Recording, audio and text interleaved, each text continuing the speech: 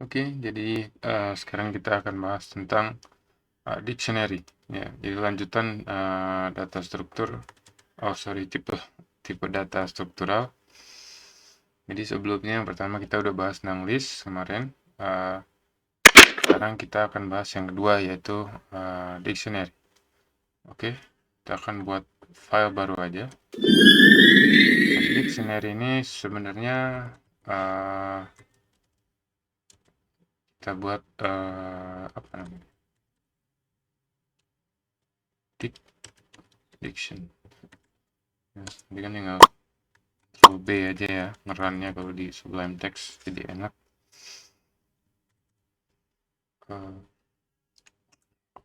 Dictionary ini sebenarnya mirip sama yang namanya dia ini adalah key value pair ya, sistemnya ya, key value pair. Jadi kata kunci ya, jadi kalau ini makanya dia bahasanya kamus ya, karena key-nya itu adalah kata kuncinya ya. Jadi misalkan nyari di dalam kamus kamus ya, kamus bahasa Inggris lah ya, itu misalkan nyari kata komputer, artinya adalah komputer, hanya beda C dan K aja ya. Jadi ini adalah kata kuncinya, key-nya, dan ini adalah value-nya. Atau misalkan kalau di dictionary key-nya ini wajib string ya. Ini wajib string, sedangkan value-nya dia bisa apa aja tipenya, bisa integer, bisa string lagi, bisa list, bisa tuple ya, bisa dictionary lagi ya. Nanti kalau mau buat JSON atau JavaScript Object Notation ya, itu dia pakai ini nanti dictionary, isinya dictionary lagi. Kalau di Python buatnya begitu modelnya. Ini kalau di JavaScript juga ada ya dictionary, ini namanya mungkin sama ya, atau beda namanya ya, mirip juga dictionary ya.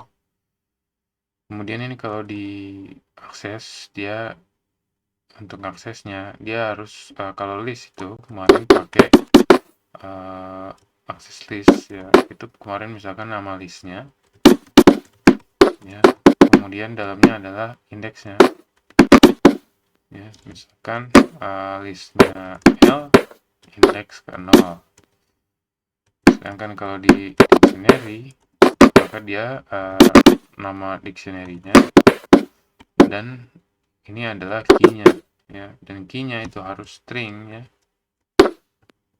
key-nya itu string. Jadi terus baru di sini muncul value-nya gitu kan. Jadi ya kita contoh dictionary D, isinya kuncinya tadi. Oke. Jadi ini kalau yang udah biasa pegang PHP, ini mirip sama namanya array asosiatif ya. Kalau di PHP, kalau di Ruby namanya mirip sama hash. Kalau di JavaScript itu juga ada sebenarnya. Namanya apa nih? Lupa. Mungkin sama ya. Dictionary juga ya. Oke, jadi kita langsung aja cara buat dictionary. Oke, yang pertama cara buatnya adalah kita bisa gunakan keyword dict seperti ini ya, atau yang paling efisien seperti ini ya. Ini adalah cara buat dictionary kosong ya. Kita biasakan cek type-nya ya. Jadi ini adalah dictionary ya. Ini pun sama ya. Oke, ini 389 milisecond dari 1,2 detik ya. Sebenarnya ini karena baru dinyalain aja komputernya. Kalau enggak pun nggak beda jauh dia. Diulang lagi pasti lebih cepat ya. Oke. Kalau ada isinya gimana? Oke. Jadi cara yang paling umum itu begini. Ini key-nya ya. Ini adalah value-nya ya. Oke, kita akan ambil contoh ya. Misalkan kita ingin isinya dictionary yang isinya adalah nama sekolah gitu ya, nama siswa sekolah. Misalkan di sini namanya Yusuf. Terus dia punya nomor induk ya. Nomor induk siswa NIS gitu ya. Nomor induknya misalkan atau nomor absen aja ya. Nomor absen. Nomor absennya 20 misalkan. Pendekatan ya, misalnya muridnya 30, 27. Oke. Terus dia juga punya misalkan nilai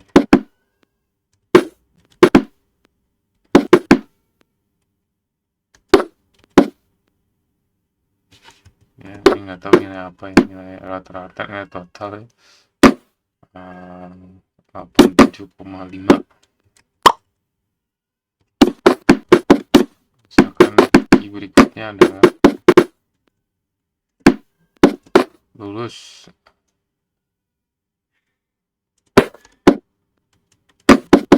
Lulusnya kita belum tahu, misalkan kita harus ngecek dulu ya.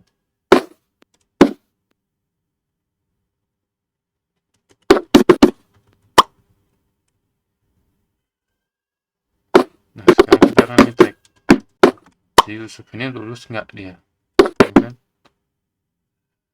Maka kita akan ngecek apakah nilainya dia ya. Ya, jadi ini cara ngecek elemen di dictionary ya. Apakah nilainya dia ini sudah memenuhi batas KKM-nya dia, misalkan 75. Batas lulusnya adalah 75. Maka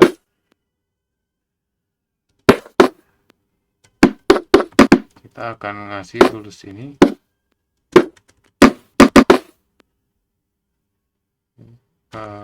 ini bisa sama dengan minimal 75.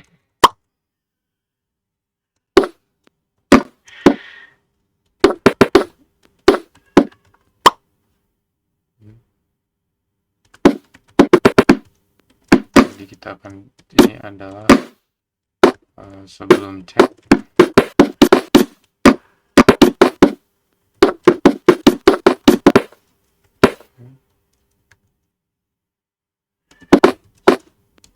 Ini adalah sebelum cek, dan yang ini adalah sudah cek.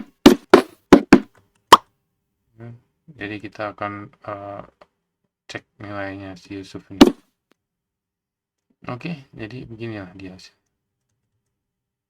Setelah cek ternyata Yusuf ini lulus karena nilai dia sudah pas ya, sudah di atas lebihnya. Nah, kalau kita menampilkan yang nggak begini gimana caranya, ya kan? Nah, kita bisa gunakan loop, dan paling sarankan menggunakan for loop aja ya. Oke, jadi ini for-nya langsung ada, kita nggak perlu range ini ya, karena kita harus panggil yang ada dictionary. Nah, kalau loop di dictionary itu caranya adalah kita harus gunakan yang namanya key dan value-nya, dua-duanya. Anggap ini key-nya, ini value-nya, ya. Kemudian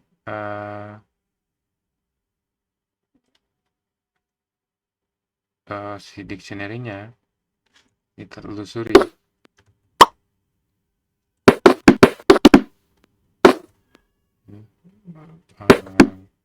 Anggap aja kita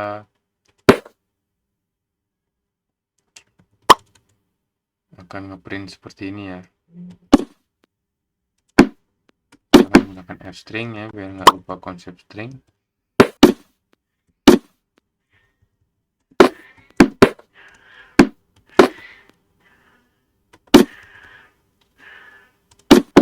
Dan sama dengan oke. Nah,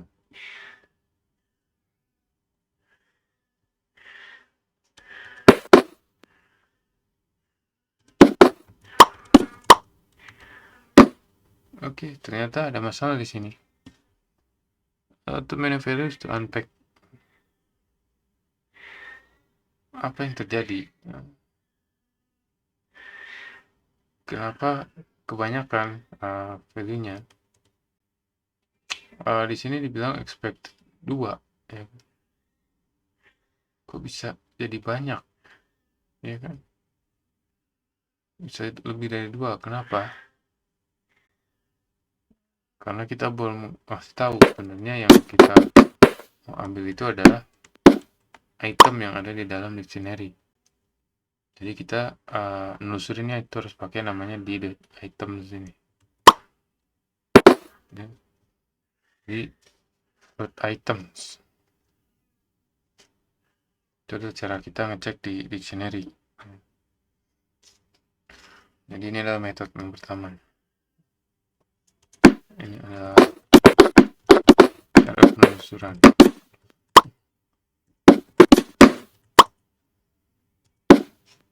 Oke, pakai while juga bisa ya, seperti yang kemarin ya. Caranya pakai while, dan jangan lupa selalu gunakan items ketika menelusuri ini dengan loop apapun.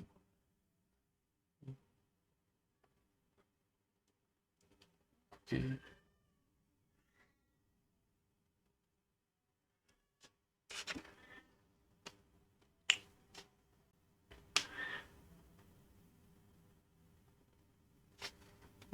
Terus yang belum, mungkin kita ada nambah elemen ya.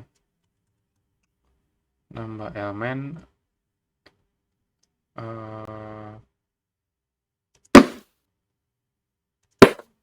kita akan tambah elemen ya. Tambah elemen ke dictionary. Itu caranya cukup mudah ya. Kita buat kunci baru aja sesuka kita ya. Misalkan kita udah tahu dia lulus, kemudian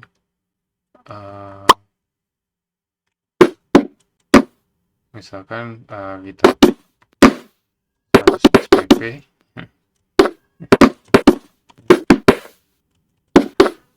SPP lunas ya. SPP nya lunas, sudah. Kita cek lagi, ternyata SPP nya sudah lunas si Yusuf ini. Jadi itu adalah cara dia nambah elemen ke dalam dictionary.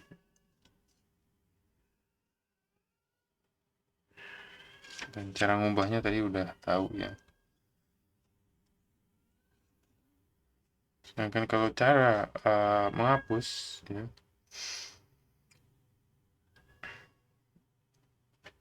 kita bisa gunakan cara yang seperti list kemarin ya.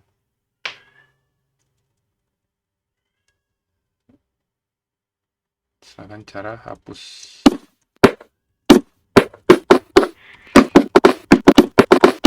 Cara hapus elemen. Jadi kita hanya perlu misalkan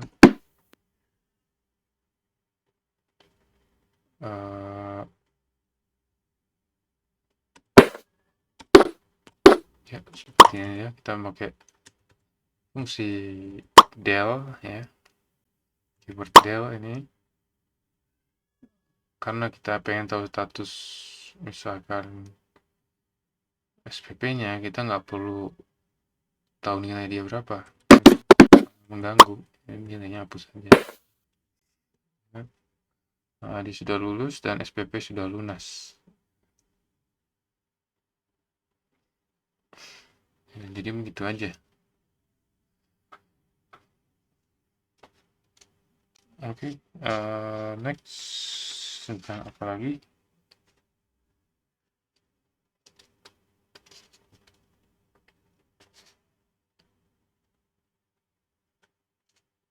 Oke, untuk ngecek panjang masih sama kayak kemarin ya.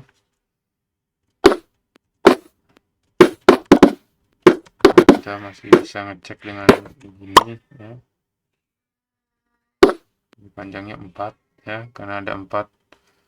Ini kan aslinya ada 1, 2, 3, 4 ditambah sama ini tadi lunas jadi 5 ya. Terus dikurangin 1 lagi nih ya, jadi 4. Ini kelihatan udah sih.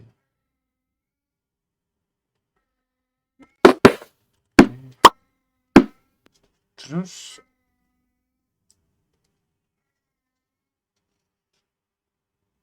kita akan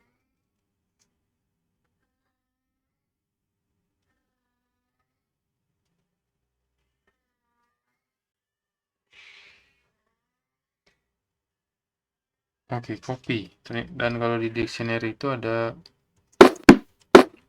metode copy ya.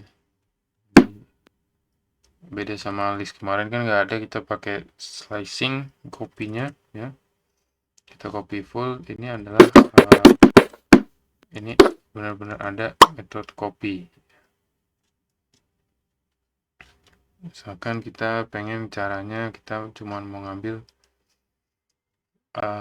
cuman pengen tahu statusnya apakah sudah lulus atau enggak. Nah, jadi dari nama lulus atau belum misalkan. Jadi kita tinggal copy aja, misalkan kita punya dictionary berikutnya S ini ya. Maka sama dengan ini copy. Oke, dan kita hapus.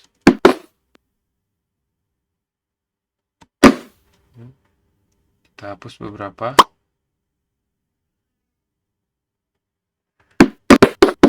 Kita bisa hapusnya pakai for loop ya.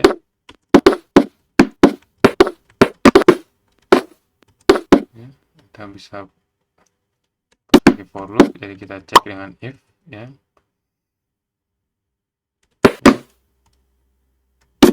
Jadi kita akan menggunakan ini, dan di sini akan kita gunakan logika pemrograman ya. Ada and, or ya, dan itu kayaknya sempat terlewat kemarin ya. Jadi kalau and itu dua-duanya, kalau or itu adalah salah satu aja ya. Itu logika basic ya. Kita akan pakai logika or di sini. Bisa dengan simbol seperti ini atau dengan kata or ya. And seperti itu. Ada and dan sorry, Python hanya ada and dan or. Oke, jadi kita kalau key ini tidak sama dengan nama, kalau key-nya bukan nama ya,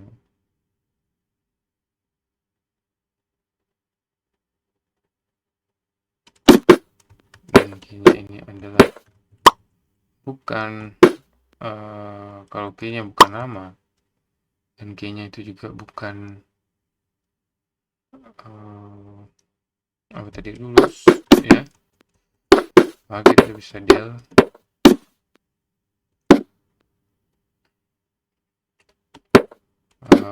s ya. Okay.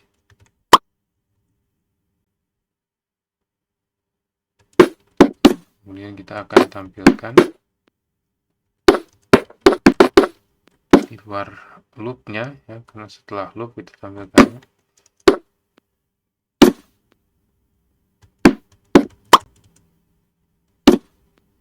Kita tampilkan di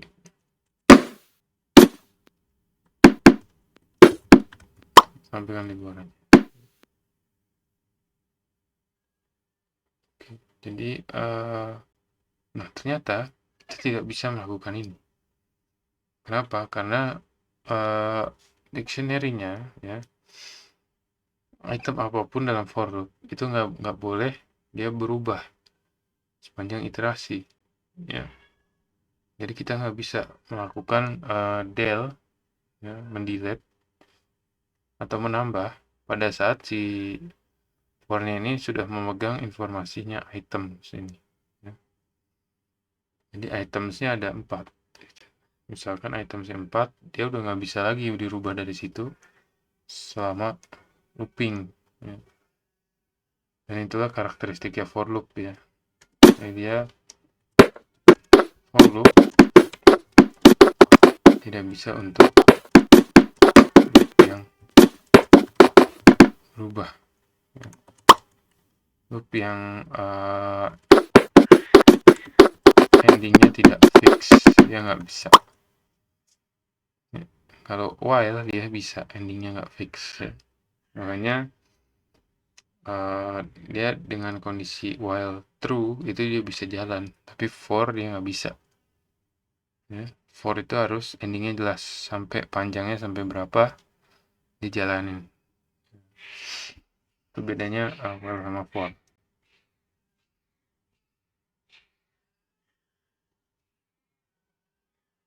Oke.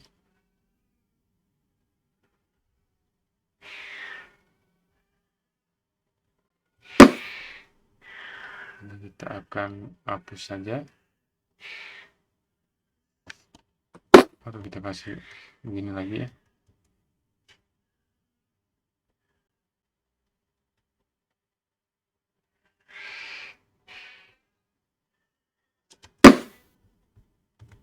Oke, jadi kita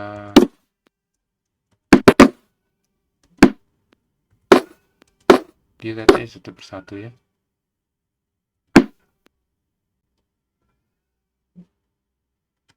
Kita delete NA. Kemudian kita delete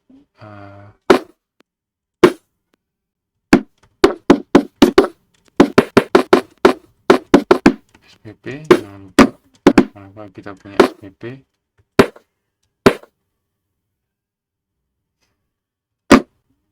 Ini kita hapus nilai. Masalah ini sudah dihapus ya. Awal sudah dihapus, jadi nggak usah dihapus lagi.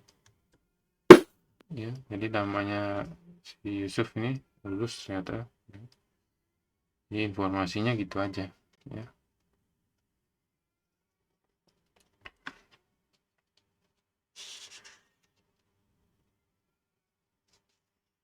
Oke.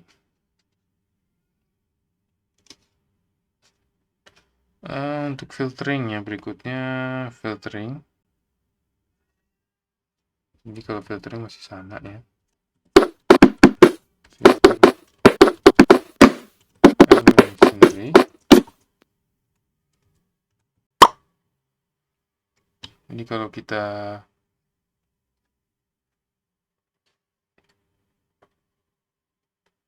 punya yang kayak kemarin ya,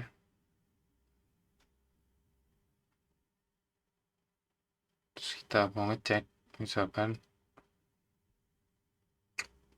kita akan filter yang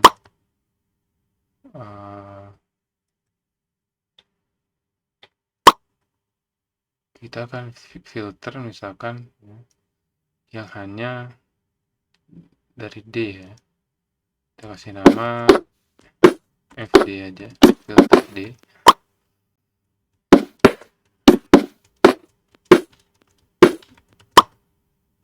Jadi kita bisa gunakan notasi seperti ini lagi ya, notasi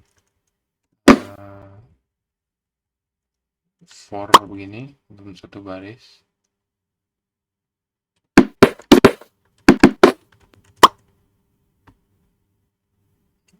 Cafe in di database ya. Dan kita akan ngecek ya,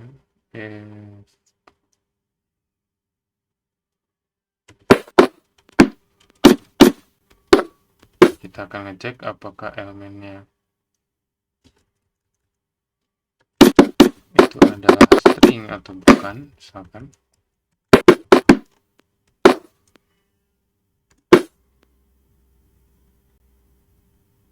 Dan kalau dia adalah string,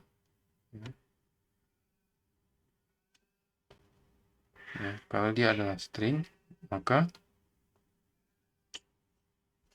kita akan ngeprint dia di sini, gitu kan. Nah, jadi ini ada hasil if-nya, gitu.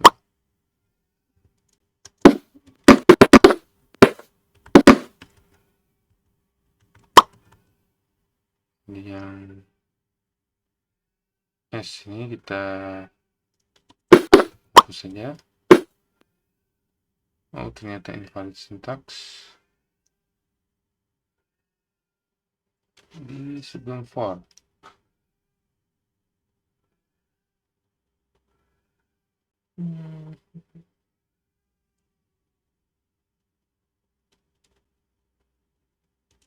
Syntax. This must be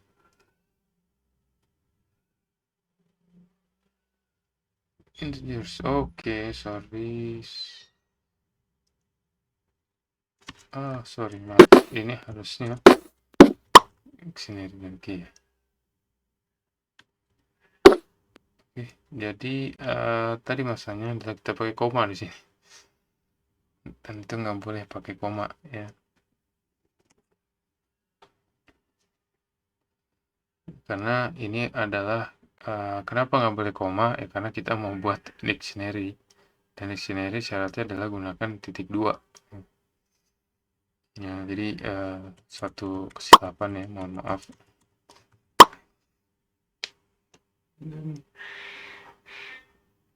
Dan tadi salah juga ya, saya kira nama dictionary-nya K, ternyata D, dan key-nya K. Oke. Oke, sekarang gimana cara kita menggabungkan dictionary sebenarnya?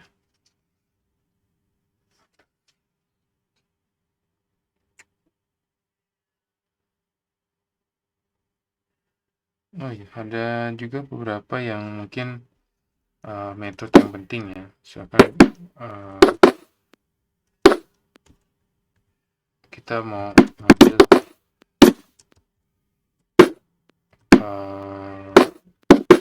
masing-masing, misalkan hanya lihat nilainya saja, yang satu hanya lihat kata kuncinya aja gitu kan. Itu bisa gunakan keys dan juga values, dan dia dalam bentuk list nanti outputnya seperti ini ya. Jadi dalam bentuk list ya, kalau nggak percaya mungkin ya, itu adalah list, benar-benar list ya.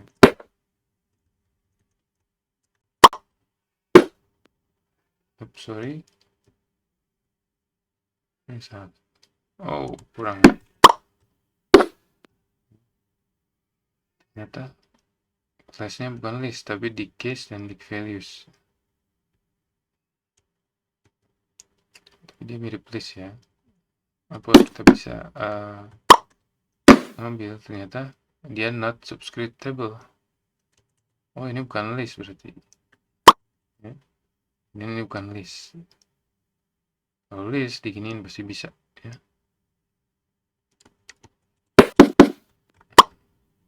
Jadi dia adalah tipe data tersendiri,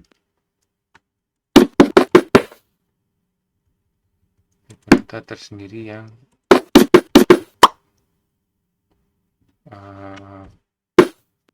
bukan list.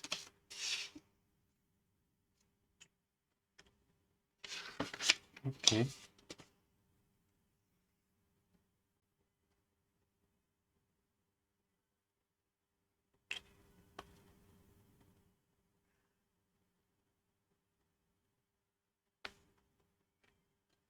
Oke, kayaknya udah selesai ya di situ ya. habis. Di catatan habis. Oke, kalau gitu sekian aja. Terima kasih.